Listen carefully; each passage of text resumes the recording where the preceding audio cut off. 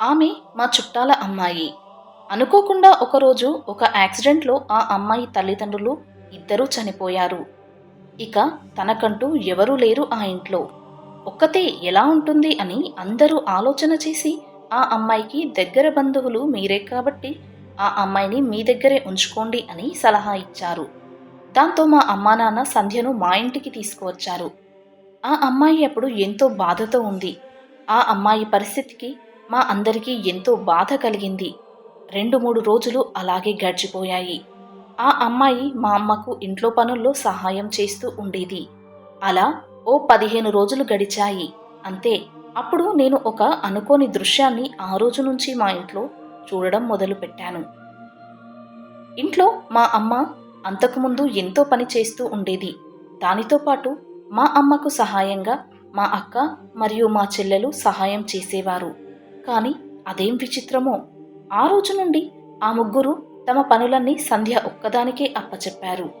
ఉదయం లేస్తూనే ఇల్లు వాకిలి ఊడ్చి ముగ్గు పెట్టడం, బండలు తుడవడం, గిన్నెలు తోమడం, బట్టలు ఉతకడం, అందరికీ వంట చేయడం, అన్ని రూములు సర్దడం, ఇలా ఆ ఇంట్లో ఉన్న ప్రతి పని కూడా సంధ్యకే చెబుతూ ఉండేవారు.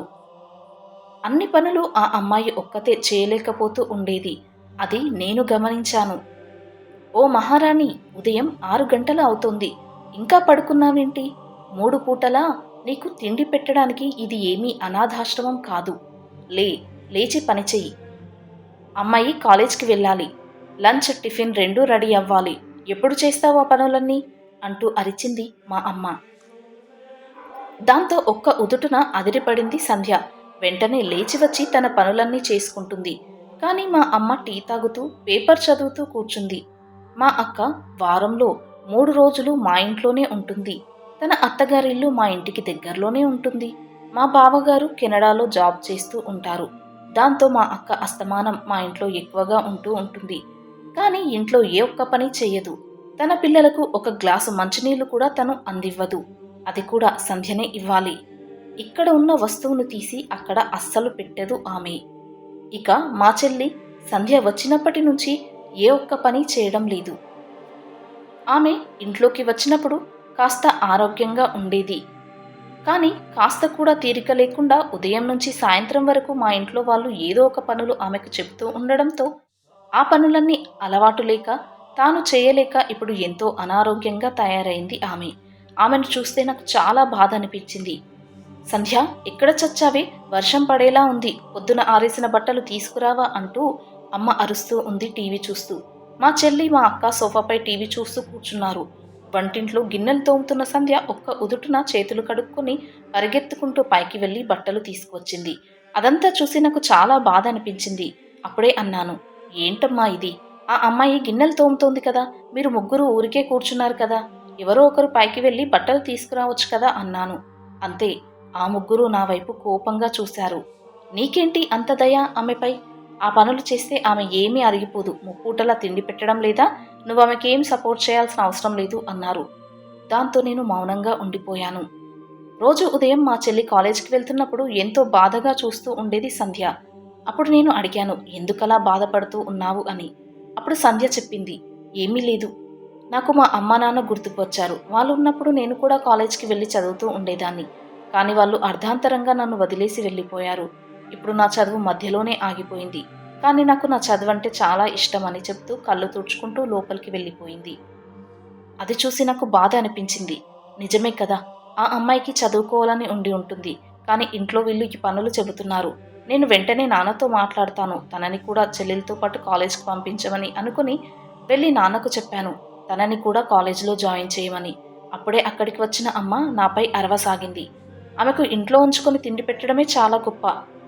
మనమే గనక ఆదుకోకపోయి ఉంటే ఆమె రోడ్డుపై ఉండేది ఇప్పుడు. ఇంట్లో ఉండనిచ్చి తిండి పెట్టడమే ఎక్కువ అంటే పైగా చదువా? ఏం అవసరం లేదు. పెళ్లి చేస్తే ఇవ్వడానికి ఆమెకు ఇంట్లో పనులు వచ్చి ఉండాలి కదా. అందుకే ఆమె బాగు కోసమే ఇంట్లో పనులన్నీ నేర్పిస్తున్నాము. దాంతో ఆమె పనులన్నీ చక్కగా నేర్చుకుంటుంది. ఆ తర్వాత అత్తవారింటికి వెళ్ళాక పనులన్నీ చక్కగా చేసుకుంటుంది అన్నది మా అమ్మ. నేను నాన్న వైపు చూశాను. కానీ నాన్న కూడా అమ్మకే సపోర్ట్ చేస్తూ మాట్లాడారు. అవును, ఇంట్లో పనులు చేస్తే తప్పేంటి? ఇప్పుడు తను కాలేజ్ చదువుకొని ఏం చేస్తుంది? చదివిన కాడికి చాలే అంటూ మళ్ళీ పేపర్లో తలదూర్చారు నాన్న. అలా రోజులు గడుస్తున్నాయి. ఇంట్లో పనులన్నీ సంధ్య ఒక్కతే చేస్తూ ఉంది. తను ఎంతో అలసిపోతూ ఉంది. వాళ్ళకు ఫ్రీగా ఒక పని మనిషి దొరికినట్టుగా అయిపోయింది ఇంట్లో. ఒకరోజు నేను నా రూంలో కూర్చున్నాను. నాకప్పుడు ఏదో ఏడుపు చప్పుడు వినిపించింది ఆ రాత్రి. ఎవరు ఏడుస్తున్నారు ఇంత రాత్రి అని చూశాను. సంధ్య. సంధ్య తన అమ్మా నాన్న ఫోటో చూస్తూ ఏడుస్తూ ఉంది. ఆమెను చూసి నాకు చాలా జాలి వేసింది. ఏంటి సంధ్య, ఎందుకేడుస్తున్నావు అడిగాను. ఏం లేదన్నట్టుగా తల ఊపింది. మీ అమ్మా నాన్న గుర్తుకు వచ్చారా అడిగాను. అవునన్నట్టు తల ఊపింది. మా అమ్మా నాన్న నన్ను ఎంతో ప్రేమగా చూసుకునేవాళ్ళు. నేను ఇంట్లో ఏ ఒక్క పని చేసేదాన్ని కాదు. అమ్మే అన్ని పనులు చేస్తూ ఉండేది. తనకు సహాయంగా ఇంట్లో పని మనిషి ఉండేది. వాళ్ళు నన్ను ఎంతో గారాబంగా చూసేవాళ్ళు. నేను ఎప్పుడూ చదువులో ముందు ఉండి మంచి ఉద్యోగం సంపాదించుకుని నా కాళ్ళపై నేను నిలబడాలనేది నా తల్లిదండ్రుల కోరిక. కానీ దానిని నేను నెరవేర్చలేకపోతున్నాను అంటూ బాధపడింది. ఆమెను చూసి నాకు చాలా బాధేసింది. కానీ నేను ఏమీ చేయలేని పరిస్థితి. అన్నీ సర్దుకుంటాయి అని చెప్పి నా రూంలోకి వచ్చి పడుకున్నాను. చెల్లికి ఇంట్లో వాళ్ళు సంబంధాలు చూడడం మొదలుపెట్టారు. ఒకరోజు ఒక సంబంధం వచ్చింది. ఇంట్లో వాళ్ళందరికీ ఆ సంబంధం చాలా బాగా నచ్చింది. కానీ వాళ్ళకి మాత్రం చెల్లికి బదులుగా సంధ్య నచ్చింది. వాళ్ళు సంధ్యను తమ ఇంటికి కోడలిగా చేసుకోవాలని అనుకున్నారు. అంతే, మా అమ్మ కోపంతో ఊగిపోయింది. వాళ్ళు వెళ్ళిపోయాక సంధ్యను ఎంతో తిట్టింది. చేయి కూడా చేసుకుంది. నీ వలననే ఎంతో మంచి సంబంధం నా కూతురికి చెడిపోయింది. నువ్వు వారి ముందుకి రాకుండా ఒక రూంలో పడి ఉంటే వాళ్ళకి నువ్వు నచ్చి ఉండేదానివే కాదు కదా అంటూ అమ్మ తిడుతూ ఉంది. అవును, నీ వల్లనే నా సంబంధం చెడిపోయింది అని మా చెల్లి తిడుతూ ఉంది.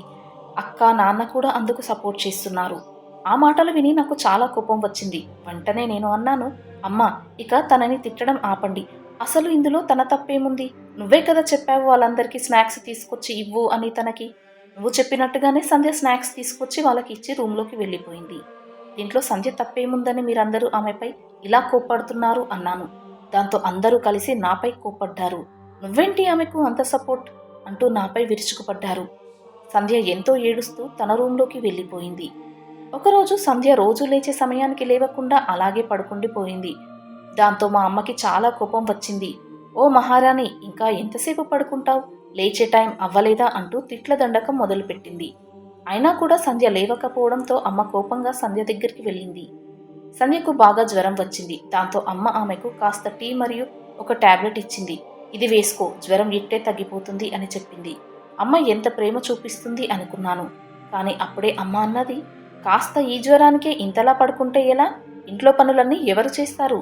లేచి ఇంట్లో పనులన్నీ చెయ్యి, టాబ్లెట్ వేసుకున్నావు కదా తగ్గిపోతుందిలే అంటూ బలవంతంగా సంధ్యను లేపింది. సంధ్య కళ్ళల్లో నీళ్లు తిరుగుతున్నాయి. తనకు నడవడానికి కూడా సరిగ్గా రావడం లేదు. తల తిరుగుతున్నట్టు ఉంది. తల పట్టుకుని నడుస్తూ ఉంది. అది గమనించి నేను మా అమ్మను అన్నాను, అమ్మ తనకు జ్వరంగా ఉందని చెబుతోంది కదా, కాసేపు పడుకోనివ్వచ్చు కదా, ఇంట్లో మీరు ఇంతమంది ఉన్నారు కదా, ఎవరో ఒకరు పనులన్నీ చేసుకోవచ్చు కదా అన్నాను. నువ్వేమీ మాట్లాడకు, నీకు ఆఫీస్ టైం అవ్వడం లేదా? నీ ఆఫీస్కి నువ్వు వెళ్ళిపో, ఎందుకు అస్తమానం ఆమెకి సపోర్ట్ చేస్తావు అంటూ నాపై అరచారు. చేసేదేమీ లేక కోపంతో ఇంట్లో నుండి బయటికి వెళ్ళిపోయాను. సాయంత్రం ఇంటికి వచ్చాను. సంధ్య కిచెన్లో ఉంది. నాకు చాలాసేపటి నుంచి సంధ్య కనిపించడం లేదు. భోజనాల టైం అయింది. సంధ్య కిచెన్లో నుండి ఇంకా రాలేదు. అమ్మ తిడుతుంది, ఈమెకు అసలు ఏమీ పని సరిగ్గా రాదు, ఎంతసేపైనా కిచెన్లోనే ఉంటుంది, ఇక్కడ ఆకలితో అలమటిస్తున్నాము, తొందరగా రా అంటూ అరుస్తుంది. కానీ సంధ్య రావడం లేదు. ఏమై ఉంటుందా అని నేను వెళ్ళి చూశాను. ఒక్కసారిగా అక్కడున్న దృశ్యాన్ని చూసి షాక్ అయ్యాను. సంధ్య అచేతనంగా పడి ఉంది అక్కడ. సంధ్య అంటూ పైకి లేపాను. ఆమె ఒళ్ళంతా కాలిపోతుంది. ఆమెకు చాలా జ్వరంగా ఉంది. ఆమెను తీసుకువచ్చి నేను రూంలో పడుకోబెట్టాను. అది చూసి అమ్మ వాళ్ళు అన్నారు, పని తప్పించుకోవాలని ఇవన్నీ దొంగ నాటకాలు, కాస్త జ్వరానికి ఎవరైనా ఇలా పడిపోతారా అంటున్నారు. జ్వరం వచ్చినప్పుడు రెస్ట్ తీసుకుంటే ఎవరు ఇలా పడిపోరు. ఆ అమ్మాయికి ఇంతలా ఫీవర్ ఉంది, కనీసం మీరు మనుషుల్లాగా కూడా ట్రీట్ చేయడం లేదేంటి ఆమెను? అంత జ్వరంలో ఆమె ఎంతని పని చేస్తుంది? ఆ పని వలననే ఆమెకు ఇటువంటి పరిస్థితి వచ్చింది. ఆమెను అలా ఇబ్బంది పెట్టకండి అన్నాను. నీకేంటి ఆమెపై ఇంత కన్సర్న్? ఎందుకు అంతలా ఆమెను వెనకేసుకొస్తూ ఉంటావు ఎప్పుడు అని నన్నే నానా మాటలు అన్నారు. తర్వాత 2-3 రోజులకు మా చెల్లికి మళ్ళీ ఒక సంబంధం వచ్చింది. ఈసారి మా అమ్మ సంధ్యను వాళ్లకు కనిపించనివ్వలేదు. అయినా కూడా వాళ్ళు అన్నారు, మీ చుట్టాల అమ్మాయి ఉందట కదా, ఆమె చాలా అందంగా ఉంటుంది అని. మేము ఒకసారి చూశాము ఆమెను. మా ఇంటి కోడలిగా చేసుకోవాలనుకుంటున్నాం అన్నారు. అంతే. మా అమ్మకు కోపం కట్టలు తెంచుకుంది. వాళ్ళను కోపంతో బయటకు పంపించేసింది. తర్వాత అదే కోపంతో వచ్చి సంధ్యను బాగా తిట్టింది. నీ వలననే నా కూతురికి వచ్చే మంచి సంబంధాలన్నీ పోతున్నాయి. ఇక లాభం లేదు. నిన్ను ఇంట్లో నుంచి పంపించేయాలి. ఎవరికో ఒకరికి ఇచ్చి నీ పెళ్లి జరిపిస్తాము. అప్పుడే నా కూతురికి పెళ్లి అవుతుంది అన్నది. సంధ్య ఎంతో ఏడుస్తూ ఉంది. ఆ రోజు సండే. నేను ఆఫీస్కి వెళ్ళలేదు. ఆ రోజు సంధ్య కోసం ఒక సంబంధం వస్తుంది అని మా అమ్మ వాళ్ళు చెప్పారు. ఎవరా ఆ అబ్బాయి అని నేను ఆతృతగా చూశాను. కారులో నుండి అప్పుడే ఒక వ్యక్తి దిగాడు. అతడికి తోడుగా మరి ఎవరూ కూడా లేరు. అప్పుడు నేను అనుకున్నాను అబ్బాయి వాళ్ళ తండ్రి వచ్చాడు అని. కానీ తర్వాత తెలిసింది అతను తండ్రి కాదు, పెళ్ళికొడుకు అతనే అని. అది చూసి నేను ఎంతో షాక్ అయ్యాను. అతను తనకు కట్న కానుకలు ఏమీ వద్దు అని చెప్పాడు. ఇంట్లో వాళ్ళు ఆ సంబంధాన్ని ఖాయం చేశారు. సంధ్య ఏడుస్తూ తన రూంలోకి వెళ్ళిపోయింది. అతను వెళ్ళాక నేను నాన్నను అడిగాను. నాన్న, ఈ సంబంధం మీకు నచ్చిందా? ఇది అతనికి రెండో సంబంధం. మీకు నచ్చిందా అని అడిగాను. అందుకు మా అమ్మ అన్నది, ఎందుకు నచ్చదు? ఇంత మంచి సంబంధం వస్తుందా? కట్నం అస్సలు వద్దు అంటున్నారు వాళ్ళు. పైగా మంచి ఆస్తిపరులు. పెళ్లి కూడా వాళ్ళే జరిపిస్తామన్నారు. ఇంతకంటే అదృష్టం ఇంకా సంధ్యకేముంటుంది? సంధ్య చాలా అదృష్టవంతురాలు. కాబట్టి అతనికే ఇచ్చి పెళ్లి చేస్తాం అన్నది అమ్మ. అప్పుడు నేను అన్నాను, నాన్న, మీకు ఈ సంబంధం ఓకేనా అని. నాన్న కూడా ఓకే, ఇంత మంచి సంబంధం మళ్ళీ వస్తుందా అన్నాడు. ఆ మాటలు విని నేను చాలా షాక్ అయ్యాను. అప్పుడు నేనన్నాను, ఎందుకు సంధ్యను ఒక ముసలివాడికి ఇచ్చి పెళ్లి చేస్తున్నారు? తన వయసుకు తగ్గట్టు వాడిని చూసి పెళ్లి చేయొచ్చు కదా అన్నాను. దాంతో అమ్మ అన్నది, కట్న కానుకలు ఎవరివ్వాలి? తన అమ్మా బాబు చనిపోయారు. తనకి తిండి పెట్టి ఇక్కడ ఉంచుకోవడమే చాలా గొప్ప. అటువంటి తమకు కట్న కానుకలు కూడా ఇవ్వాలా? ఈ వచ్చిన సంబంధమే చాలా గొప్ప అన్నది. అదేంటమ్మా, సంధ్యకు వాళ్ళ నాన్న పేరు పైన ఉన్న 1 ఎకరా పొలం ఉంది కదా, దానిని అమ్మి తనకు మంచి గొప్పింటి సంబంధాన్ని తీసుకురావచ్చును కదా, తనకు నచ్చినట్టుగా. కానీ మీరు అలా చేయడం లేదు. ఆ పొలాన్నంతా కూడా మీరు మీ పేరుపై చేయించుకున్నారు. ఇప్పుడు ఆ ముసలాడికి ఇచ్చి పెళ్లి చేస్తున్నారు. ఇది అన్యాయం అన్నాను.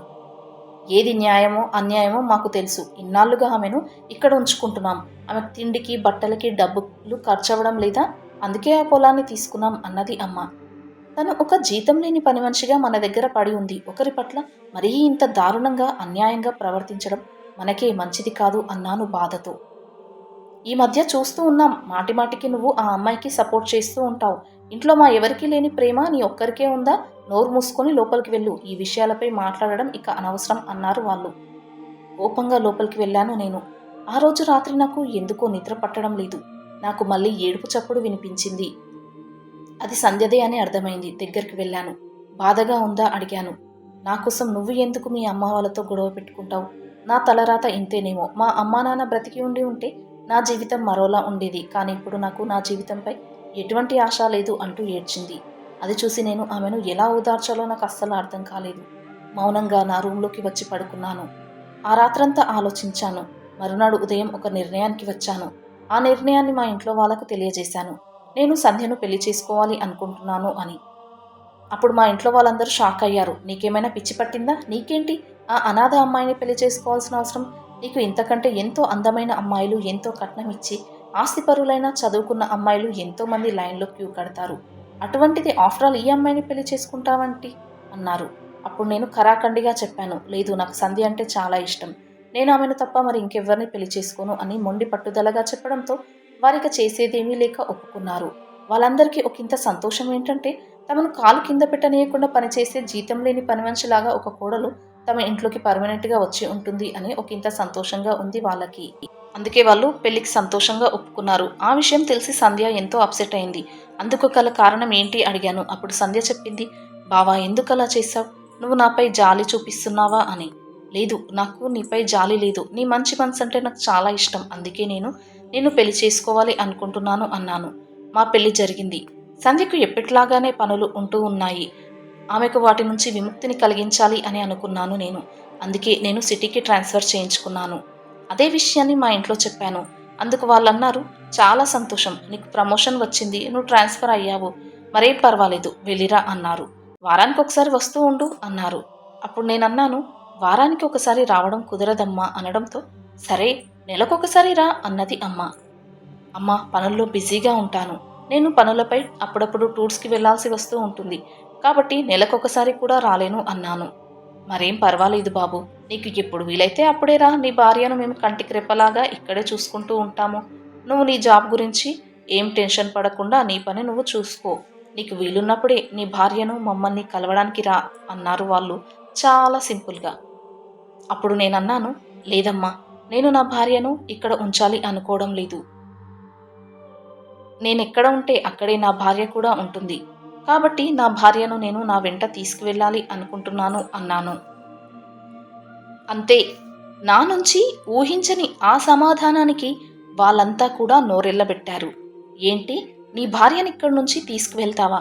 ఎందుకు, మేమంతా ఉన్నాం కదా నీ భార్యను చూసుకోవడానికి అన్నారు వాళ్ళంతా ఒక్కసారిగా.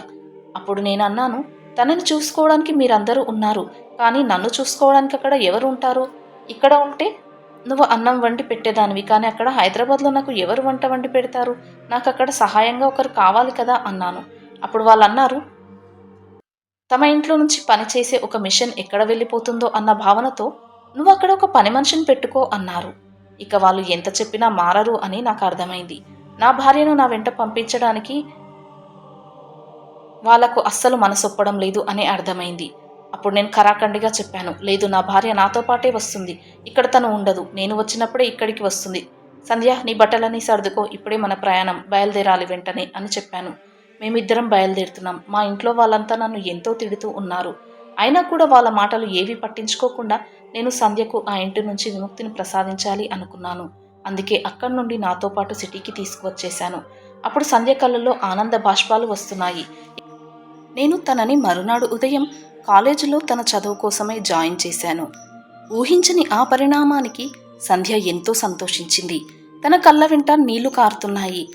చాలా థ్యాంక్స్ బావా, నా జీవితం మా అమ్మా నాన్నలతోనే నా సంతోషాలు ముగిశాయి అనుకున్నాను, కానీ నీ రూపంలో ఆ సంతోషాలన్నీ మళ్ళీ తిరిగి వచ్చాయి అన్నది. ఇప్పుడు తను బాగా చదువుకుంది, జాబ్ కూడా చేస్తుంది. మేమిద్దరం ఇప్పుడు ఎంతో సంతోషంగా ఉన్నాము.